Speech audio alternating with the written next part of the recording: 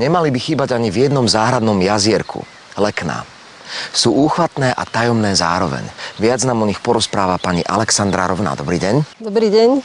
Čo sú to vlastne za rastliny, lekná? Lekná sú rastlinky, ktoré sú také romantické, tajomné a určite patria do každého záhradného jazierka a určite potešia každého milovníka okrasných rastlín.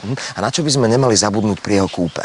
No pri jeho kúpe hlavne si musíme uvedomiť, aké veľké máme jazierko, aké hĺbky vody máme v tom jazierku a ako máme jazierko osvetlené. Pretože jednotlivé odrody lekien majú rôzne nároky na hĺbku vody, počet hodín slnka dopadajúceho na jazierko a takisto majú rôzne nároky na plochu. Sú kultivary, ktoré majú veľmi mohutný rast a zaberajú, 2-3 metre štvorcové na tom jazierku a sú kultivary, ktoré sú drobné a zaberajú necelý meter štvorcový plochy hladiny. Takže toto všetko si musíme zvážiť a kupovať tie odrody označené. Ako a kedy sa vysádzajú lekná? Lekná môžeme vysádzať odtedy, čo nám rozmrzne jazierko, až do konca leta.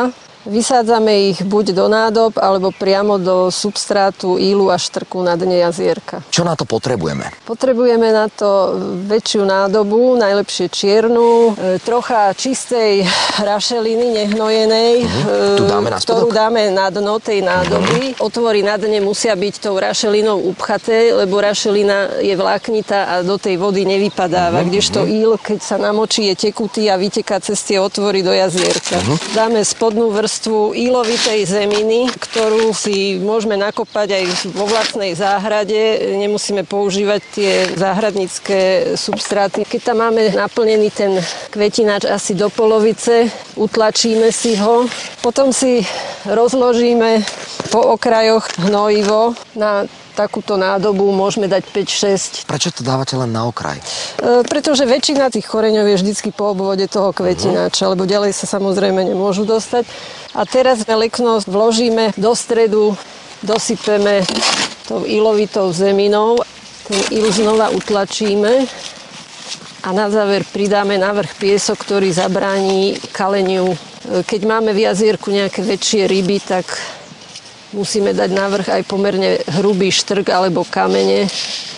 A to je v podstate hotové a môžeme to šupnúť rovno do vody. Tak keď je sadenica lekna príliš slabá, tak ho umiestnime najprv do pomerne plytkej vody. Až neskôr, keď sa jej listy o niekoľko dní vytiahnu na hladinu, ho posunieme do tej definitívnej hĺbky. Ako dlho a kedy kvitnú lekná? Lekná kvitnú od konca mája do začiatku októbra, do mrazov.